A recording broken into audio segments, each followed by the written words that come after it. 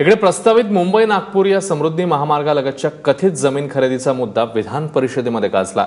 या महामार्गालगत जमीन खरेदी प्रकरणी अद्याप एकाही अधिकाऱ्यावर तक्रार दाखल करण्यात आली नाहीये असं उत्तर MSRDCचे मंत्री एकनाथ शिंदेंनी दिलं। तरी देखील मुख्यमंत्र्यांनी या संदर्भात चौकशीचे आदेश दिल्याचंही शिंदेंनी सांगितलंय। मात्र ज्यांच्यावर आरोप आहेत ते स्वतः कशी चौकशी करतील असा दावा करत याबद्दल SIT नेमण्याची मागणी राष्ट्रवादीचे आमदार जयंत जाधव यांनी केली आहे। मुंबई नागपूर अशा 710 किलोमीटरचा समृद्धी हायवे 2 टप्प्यात बांधण्यात येणार आहे, ज्याच्यामध्ये मेगा सिटी, मोठी प्रोजेक्ट्स आणि हॉटेल्स हे उपक्रम असणार आहेत। त्यासाठीच बड्या अधिकाऱ्यांनी स्वतःच्या आणि नातलगांच्या नावे या ठिकाणची जमीन खरेदी केल्याचा आरोप होतोय।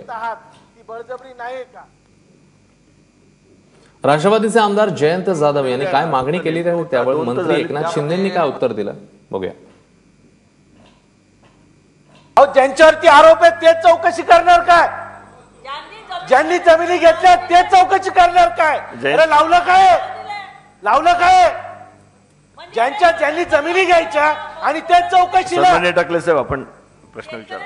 SITच्या सभापती महोदय सभागृहाच्या वतीने टाकले साहेब आपण विचारताय मग चौकशीचे निर्देश राहुल नारेकरजींना।